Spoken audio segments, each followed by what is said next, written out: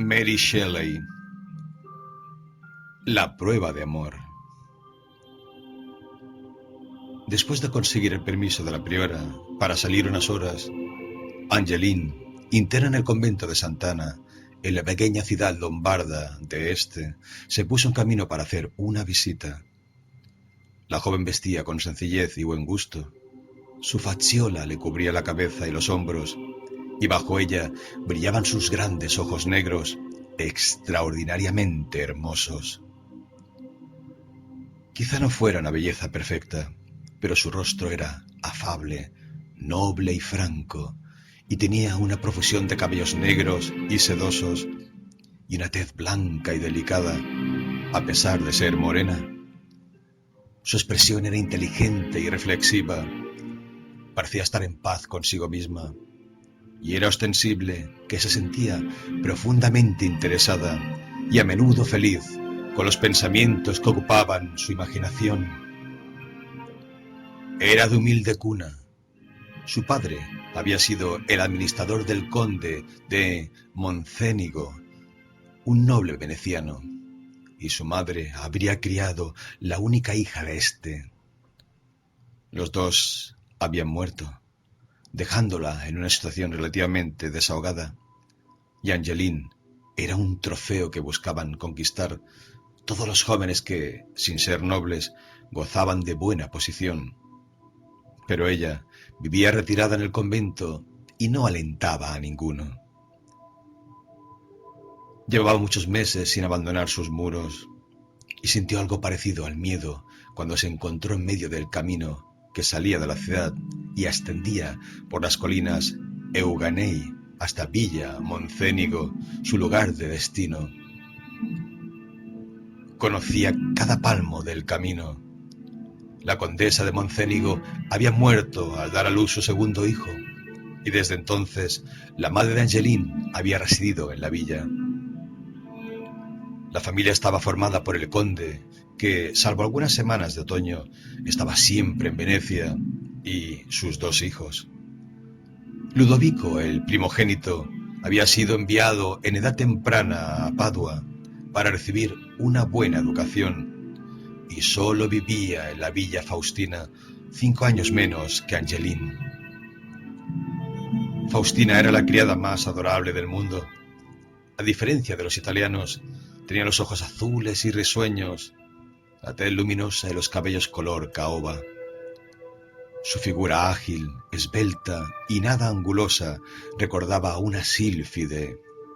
Era muy bonita, vivaz y obstinada, y tenía un encanto irresistible que empujaba a todos a ceder alegremente ante ella. Angeline parecía su hermana mayor. Se ocupaba de ella y le consentía todos los caprichos. Una palabra o una sonrisa de Faustina lo podían todo. «La quiero demasiado», decía a veces, «pero soportaría cualquier cosa antes de ver una lágrima en sus ojos». Era propio de Angeline no expresar sus sentimientos. Los guardaba en su interior, donde crecían hasta convertirse en pasiones. Pero unos excelentes principios y la devoción más sincera impedían que la joven se viera dominada por ellas. Angeline se había quedado huérfana 3 años antes, cuando había muerto su madre, y Faustina y ella se habían trasladado al convento de Sant'Anna, en la ciudad de Este, pero un año más tarde, Faustina, que entonces tenía 15 años, había sido enviada a completar su educación a un famoso convento de Venecia, cuyas aristocráticas puertas estaban cerradas a su humilde compañera. Ahora, a los 17 años, después de finalizar sus estudios, había vuelto a casa y se disponía a pasar los meses de septiembre y octubre en Villa Moncénigo con su padre. Los dos habían llegado a aquella misma noche, y Angeline había salido del convento para ver y abrazar a su amiga del alma. Había algo muy maternal en los sentimientos de Angeline. 5 años es una diferencia considerable entre los 10 y los 15, y muy grande entre los 17 y los 22. «Mi querida niña», pensaba Angeline mientras iba andando. Debe de haber crecido mucho e imagino que estará más hermosa que nunca. Qué ganas tengo de verla, con su dulce y pícara sonrisa. Me gustaría saber si ha encontrado a alguien que la mimara tanto como yo en su convento veneciano.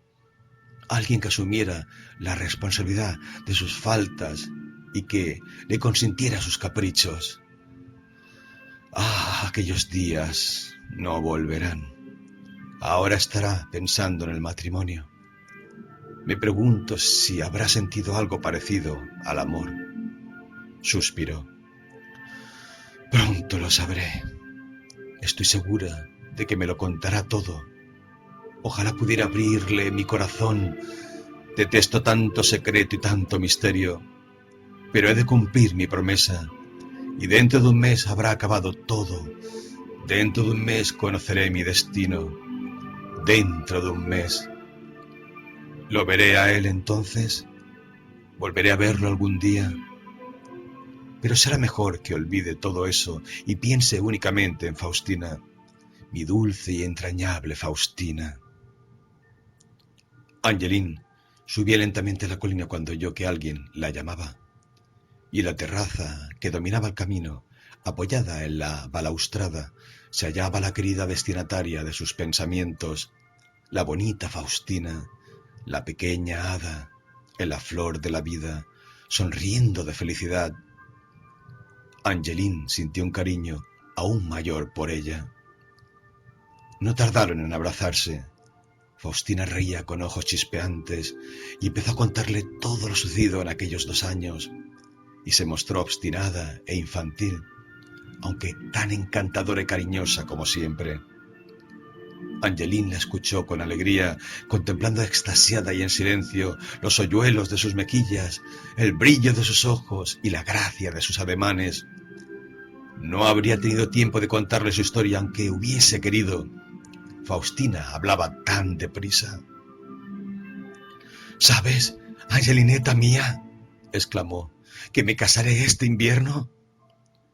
¿Y quién será tu señor esposo? Todavía no lo sé, pero lo encontraré en el próximo carnaval. Debe ser muy noble y muy rico, dice papá. Y yo digo que debe ser muy joven y tener buen carácter y dejarme hacer lo que yo quiera, como siempre has hecho tú, querida Angeline. Finalmente, Angeline se levantó para despedirse. A Faustina no le agradó que se marchara. Quería que pasara la noche con ella y señaló que enviaría a alguien al convento para conseguir permiso de la priora.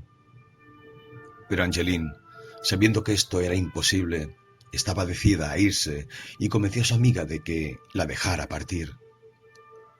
Al día siguiente, Faustina visitaría personalmente el convento para ver a sus antiguas amistades y Angeline podría regresar con ella por la noche, si lo permitía la priora.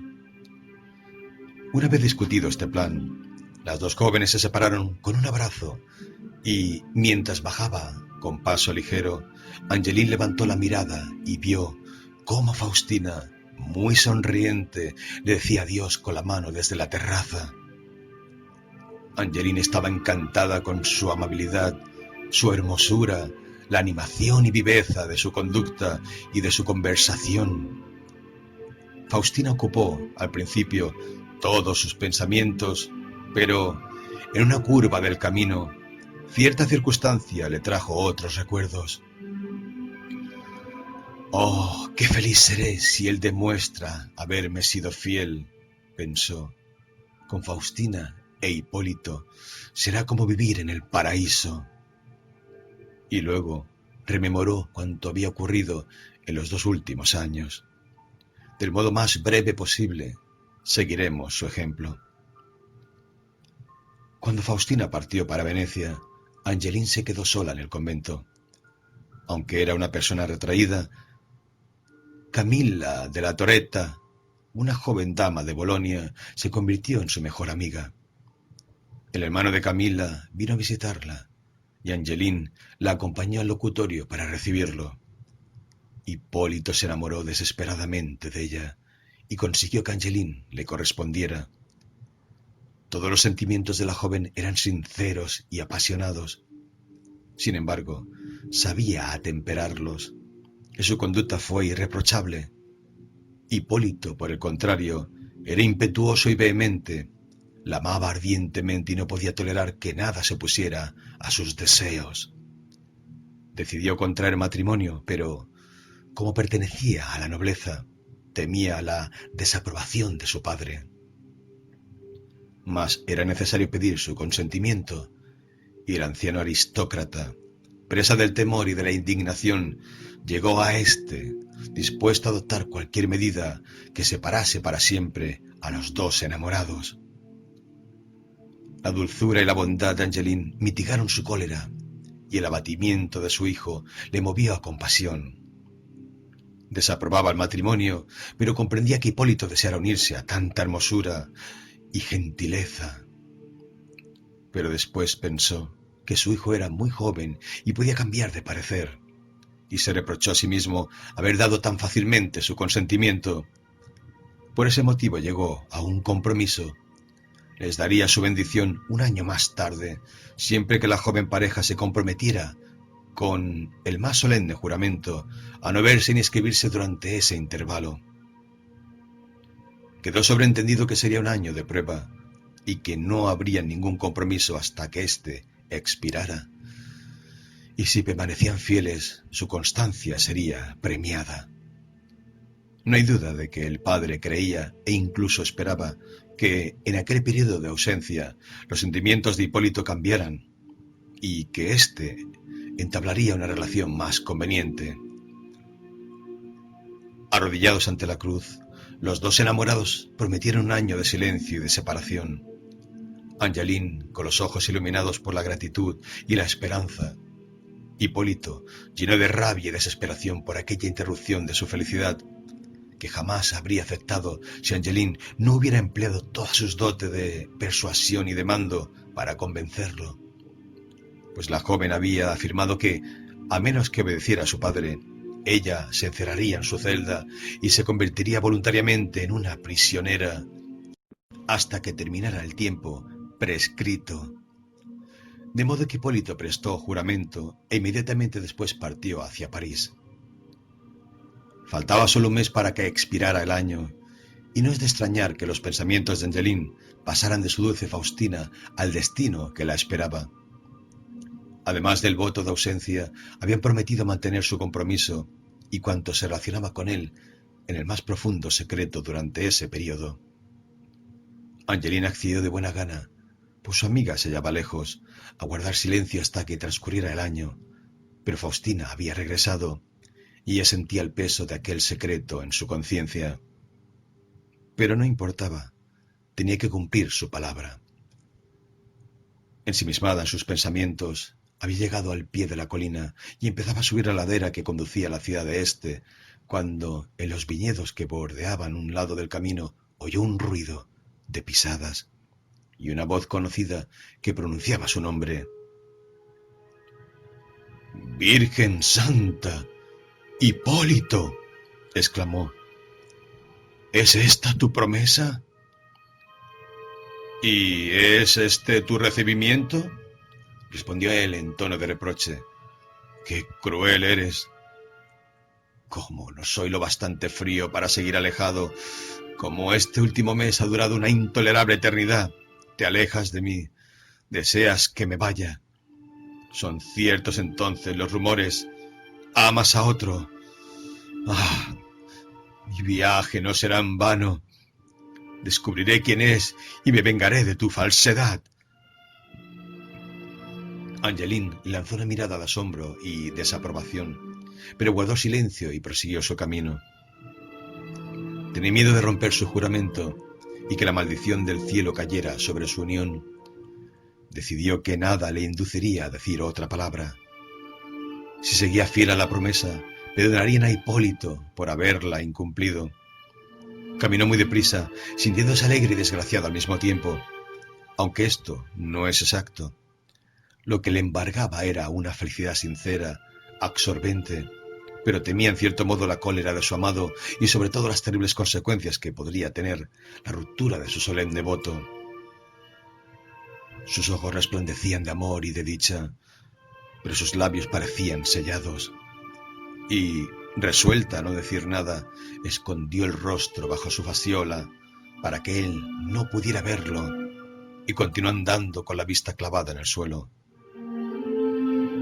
Loco de ira, vertiendo torrentes de reproches, Hipólito se mantuvo a su lado, ora reprochándole su infidelidad, ora jurando venganza, o describiendo y elogiando su propia constancia y su amor inalterable. Era un tema muy grato, aunque peligroso. Angeline tuvo la tentación de decirle más de 1000 veces que sus sentimientos no habían cambiado, pero logró reprimir ese deseo y, cogiendo el rosario en sus manos, empezó a rezar. Se acercaban a la ciudad y, consciente de que no podría persuadirla, Hipólito decidió finalmente alejarse de ella, afirmando que descubriría a su rival y se vengaría por su crueldad e indiferencia. Angeline entró en el convento, corrió a su celda y, poniéndose de rodillas, pidió a Dios que perdonara a su amado por romper la promesa. Luego, radiante de felicidad por la prueba que él le había dado de su constancia y recordando lo poco que faltaba para que su dicha fuera perfecta, apoyó la cabeza en sus brazos y se sumió en una especie de ensueño celestial. Había librado una amarga lucha, resistiéndose a las súplicas del joven, pero sus dudas se habían disipado. Él le había sido fiel y, en la fecha acordada, vendría a buscarla. Y ella, que durante aquel largo año le había amado con ferviente, aunque callada devoción, se vería recompensada.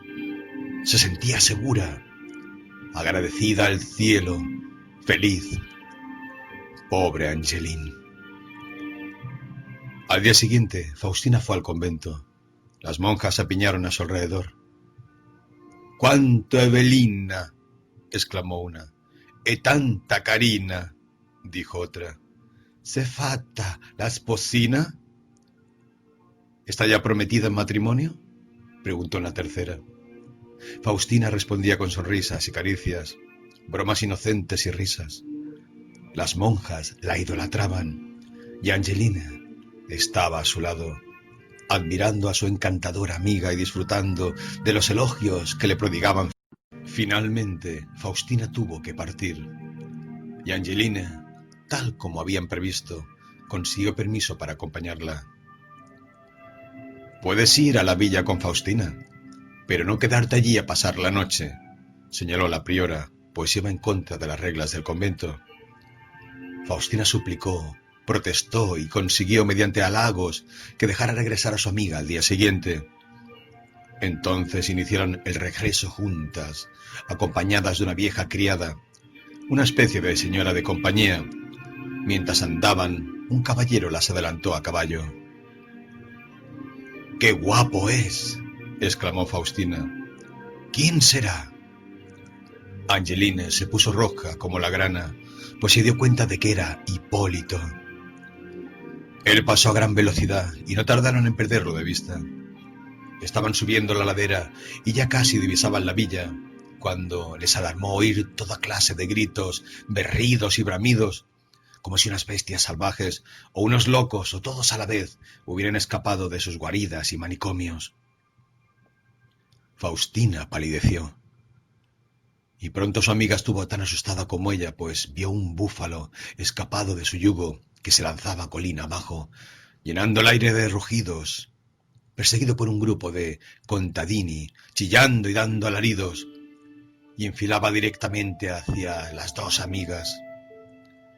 La anciana acompañante exclamó: «¡Oh, Jesús María!», y se tiró al suelo. Faustina lanzó un grito desgarrador y cogió a Angeline por la cintura. Esta se puso delante de su aterrorizada amiga, dispuesta a afrontar ella todo el peligro para salvarla, y el animal se acercaba. En ese momento, el caballero bajó galopando la ladera, adelantó al búfalo y dándose media vuelta, se enfrentó al animal salvaje con valentía. Con un bramido feroz, la bestia se desvió bruscamente a un lado y cogió un sendero que salía a la izquierda, pero el caballo, despavorido, se encabritó, Arrojó al jinete al suelo y huyó a galope tendido, colina abajo. El caballero quedó tendido en el suelo, completamente inmóvil. Le llegó entonces el turno de gritar a Angeline, y ella y Faustina corrieron angustiadas hacia su salvador. Mientras esta última le daba aire con el enorme abanico verde que llevan las damas italianas para protegerse del sol, Angeline se apresuró a ir a buscar agua. A los pocos minutos, el color volvió a las mejillas del joven, que abrió los ojos. Y entonces vio a la hermosa Faustina e intentó levantarse. Angeline apareció en ese instante y, ofreciéndole agua en una calabaza, la acercó a sus labios. Él apretó su mano y ella la retiró. Fue entonces cuando la anciana Caterina, extrañada de aquel silencio, empezó a mirar a su alrededor y al ver que solo estaban las dos jóvenes inclinadas sobre un hombre en el suelo, se levantó y fue a reunirse con ellas. «¡Se está usted muriendo!», exclamó Faustina. «Me ha salvado la vida y se ha matado por ello». Hipólito trató de sonreír. «No, no me estoy muriendo», dijo, «pero estoy herido». «¿Dónde? ¿Cómo?», gritó Angeline. «Mi querida Faustina, enviemos a buscar un carruaje y llevémoslo a la villa». «Oh, sí», repuso Faustina. «Vamos, Caterina, corre, cuéntale a papá lo ocurrido, que un joven caballero se ha matado por salvarme la vida». «No me he matado», le interrumpió Hipólito. «Solo me he roto el brazo y tal vez la pierna». Angeline adquirió una palidez cadavérica y se dejó caer al suelo. «Pero morirá antes de que consigamos ayuda», afirmó Faustina. «Esa estúpida Caterina es más lenta que una tortuga». «Iré yo a la villa», exclamó Angeline. «Caterina se quedará contigo y con... ¡Buen Dios! ¿Qué estoy diciendo?». Se alejó presurosa y dejó a Faustina abanicando a su amado, que volvió a sentirse muy débil. Enseguida se dio la alarma en la villa. El señor conde envió a buscar un médico y ordenó que sacaran un colchón entre 4 hombres para ir en ayuda de Hipólito. Angeline se quedó en la casa. Por fin pudo abandonarse a sus sentimientos y llorar amargamente, abrumada por el miedo y el dolor. «Oh, ¿por qué rompería su promesa para ser castigado? Ojalá pudiera yo expiar su culpa», se lamentó. No tardó, sin embargo, en recobrar el ánimo, y cuando entraron con Hipólito, le había preparado la cama y había cogido las vendas que había creído necesarias. Pronto llegó el médico y vio que el brazo izquierdo estaba claramente roto, pero que la pierna no había sufrido más que una contusión. Entonces redujo la fractura, sangró al paciente y dándole una pócima para serenarlo, ordenó que estuviera tranquilo. Angeline pasó toda la noche a su lado, pero Hipólito durmió profundamente y no se dio cuenta de su presencia. Jamás lo había amado tanto. Comprendió que su desgracia, sin duda fortuita, hacía honor al cariño que sentía por ella y contempló su hermoso rostro apaciblemente dormido. Que el cielo guarde al amante más leal que jamás haya bendecido las promesas de una joven, pensó. A la mañana siguiente Hipólito se despertó sin fiebre y muy animado. La herida de la pierna apenas le dolía y quería levantarse.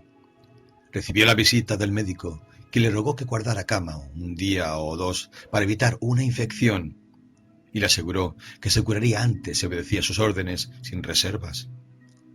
Angeline pasó el día en la villa, pero no volvió a verlo. Faustina no dejó de hablar de su valentía, heroísmo y simpatía. Ella era la heroína de la historia. El caballero había arriesgado su vida por ella. Era ella quien había salvado. Angeline sonrió un poco ante su egoísmo y pensó que se sentiría humillada si le contaba la verdad. Así que guardó silencio. Por la noche se vio obligada a regresar al convento. ¿Entraría a despedirse de Hipólito? ¿Era correcto? ¿No significaba romper su promesa? Y, sin embargo, ¿cómo resistirse a hacerlo? Así pues, entró en la habitación y se acercó sigilosamente a él. Hipólito oyó sus pasos, levantó ilusionado la mirada y sus ojos reflejaron cierta decepción. Adiós, Hipólito, dijo Angeline. He de volver al convento. Si empeoras, Dios nos libre, vendré a cuidarte y atenderte, y moriré contigo. Si te restableces, como parece ser la voluntad divina, antes de un mes te daré las gracias, como mereces. Adiós, querido Hipólito. Adiós, querida Angeline. Cuanto piensas es bueno y justo, y tu conciencia lo aprueba. No temas por mí. Siento mi cuerpo lleno de salud y de vigor, y puesto que tú y tu dulce amiga están a salvo, benditas sean las incomodidades y los dolores que sufro. Adiós. Pero espera, Angeline, tan solo unas palabras. Mi padre, según he oído, se llevó a Camila de vuelta a Bolonia el año pasado. ¿Ustedes escriben, tal vez? Te equivocas, Hipólito. De acuerdo con los deseos del marqués, no hemos intercambiado ninguna carta. Has obedecido tanto en la amistad como en el amor. Qué bondadosa eres, pero yo también quiero que me hagas una promesa. ¿La cumplirás con la misma firmeza que la de mi padre? Si no va en contra de nuestro voto. De nuestro voto. Pareces una novicia. ¿Acaso nuestros votos tienen tanto valor? No, no va en contra de nuestro voto. Solo te pido que no escribas a Camila o a mi padre, ni dejes que este accidente llegue a sus oídos. Les inquietaría inútilmente. ¿Me lo prometes? Te prometo que no les enviaré ninguna carta sin tu permiso. Y yo confío en que serás fiel a tu palabra, de igual modo que lo has sido a tu promesa. Adiós, Angeline. ¿Cómo? ¿Te vas sin un beso? La joven se apresuró a salir del cuarto para no ceder a la tentación, pues acceder a aquella demanda habría sido un quebrantamiento mucho mayor de su promesa que cualquiera de los ya perpetrados. Regresó a este, preocupada y sin embargo alegre, convencida de la lealtad de su amado y rezando fervorosamente para que no tardara en recuperarse. Durante varios días acudió regularmente a Villa Moncénigo para preguntar por su salud y se enteró de que el joven mejoraba poco a poco. Finalmente le comunicaron que Hipólito tenía permiso para abandonar su habitación. Faustina le dio la noticia, con los ojos brillantes de alegría.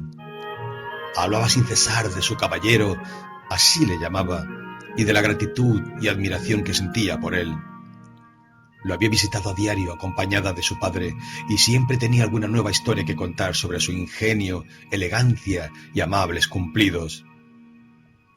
Ahora que él podía reunirse con ellos en la sala, se sentía doblemente feliz.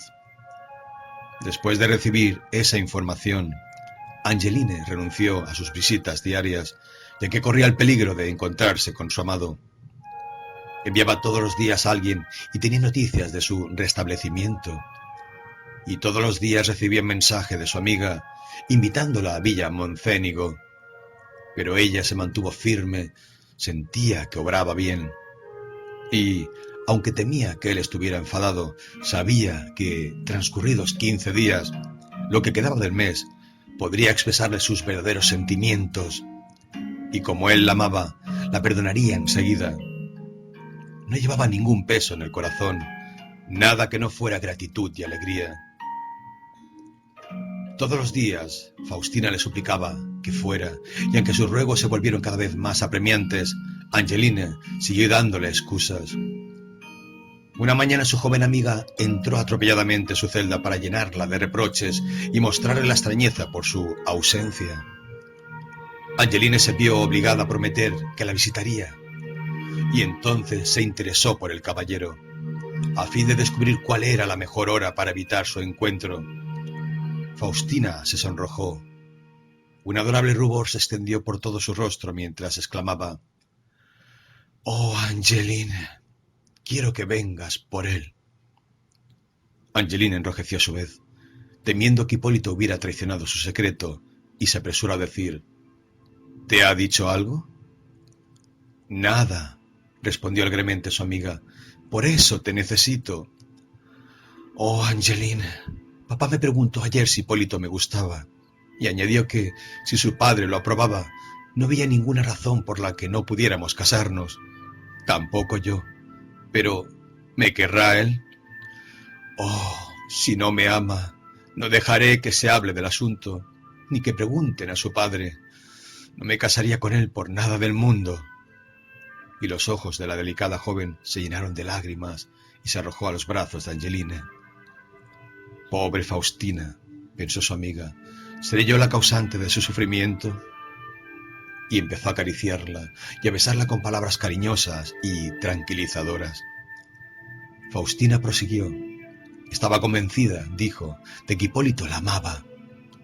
Angelina se sobresaltó al oír su nombre, así pronunciado por otra mujer, y palideció y se estremeció mientras se esforzaba por no traicionarse a sí misma. El joven no daba demasiadas muestras de amor, pero parecía tan feliz cuando ella entraba, e insistía tanto en que se quedara, y luego sus ojos. ¿En alguna ocasión te ha dicho algo de mí?, inquirió Angelina. No. ¿Por qué iba a hacerlo?, replicó Faustina. Me salvó la vida, contestó su amiga, ruborizándose. ¿De veras? ¿Cuándo? Oh, sí, ahora lo recuerdo. Solo pensaba en mí, pero lo cierto es que tu peligro fue tan grande. No, más grande, pues me protegiste con tu cuerpo. Mi amiga del alma, no soy una desgraciada, aunque Hipólito me vuelva tan olvidadiza. Todo esto sorprendió, mejor dicho, dejó estupefacta a Angelina. No dudó de la fidelidad de su amado, pero temió por la felicidad de su amiga, y cualquier idea que se le ocurría daba paso a ese sentimiento. Prometió visitar a Faustina aquella misma tarde. Y ahí está de nuevo, subiendo lentamente la colina, con el corazón encogido a causa de Faustina, confiando en que su amor repentino y no correspondido no comprometa su felicidad futura.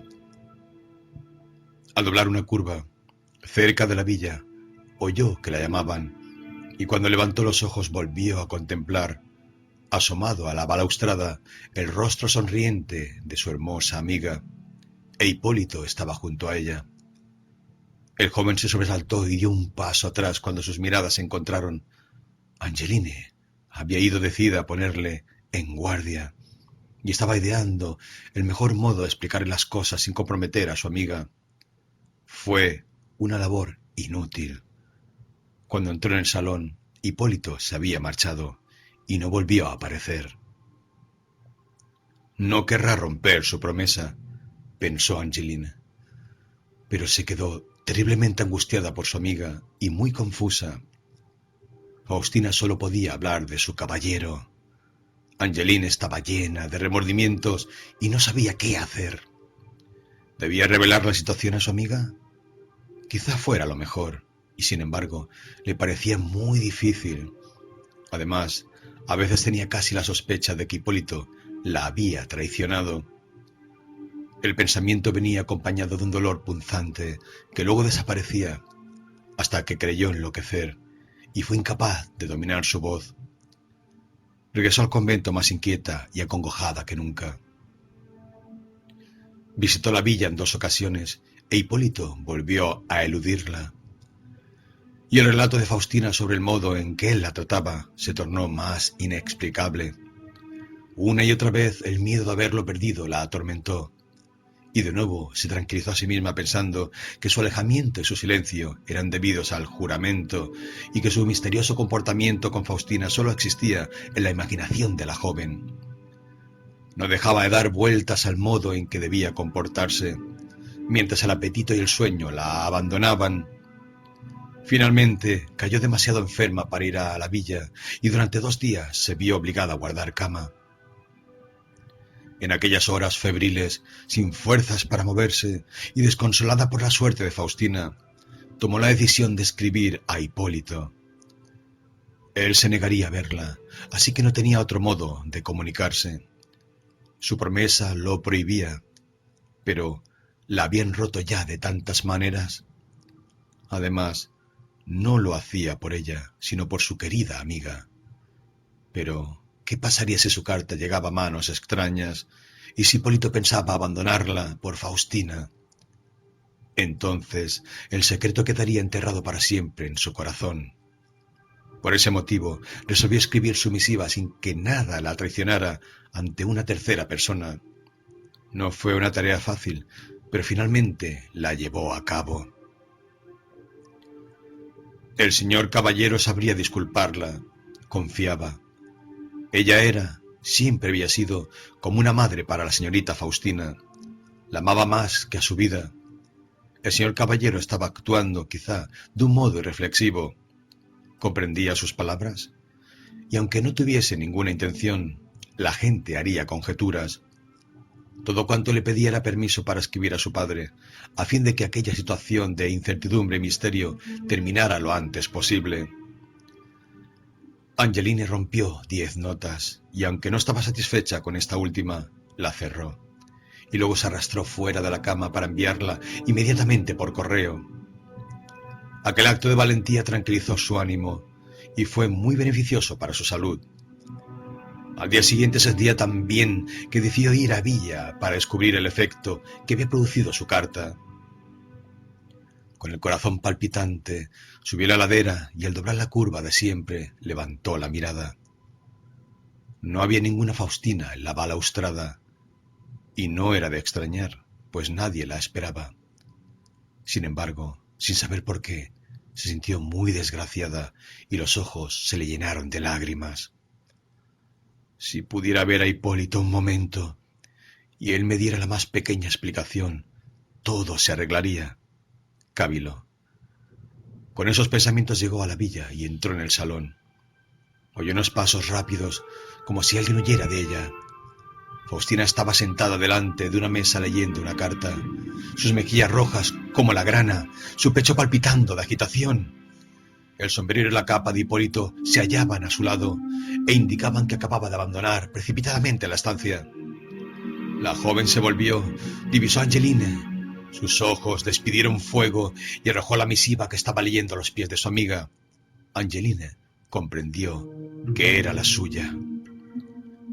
«Cógela», dijo Faustina. «Te pertenece. ¿Por qué motivo la has escrito? ¿Y qué significa?»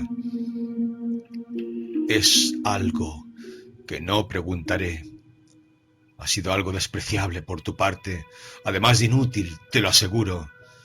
No soy alguien que entregue su corazón antes de que se lo pidan, ni que pueda ser rechazada cuando mi padre me ofrece en matrimonio. Coge tu carta, Angeline. Oh, yo nunca creí que te comportarías así conmigo».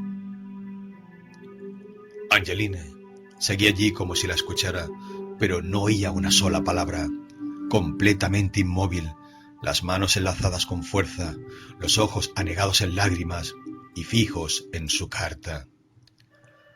«Te digo que la cojas», exclamó Faustina con impaciencia, dando una patada en el suelo con su pequeño pie. «Ha llegado demasiado tarde. Fueran cuales fueran tus intenciones, Hipólito ha escrito a su padre pidiéndole su consentimiento para nuestra boda. Mi padre también lo ha hecho». Angeline se estremeció y miró con ojos desorbitados a su amiga. «Es cierto. ¿Acaso lo dudas? ¿Quieres que llame a Hipólito para que confirme mis palabras?» Faustina se dirigió a ella exultante. Angeline, muda de espanto, se apresuró a coger la carta y abandonó la sala y la casa. Bajó a la colina y regresó al convento. Con el corazón al rojo vivo, sintió su cuerpo poseído por un espíritu que no era el suyo. No lloraba, pero sus ojos parecían a punto de salirse de las órbitas, y sus miembros se contraían espasmódicamente. Corrió a su celda, se arrojó al suelo y entonces pudo estallar en llanto. Después de derramar torrentes de lágrimas consiguió rezar y más tarde, cuando recordó que su sueño de felicidad había terminado para siempre, deseó la muerte. A la mañana siguiente abrió los ojos de mala gana y se levantó. Era de día y todos debían levantarse y seguir adelante, y ella entre los demás.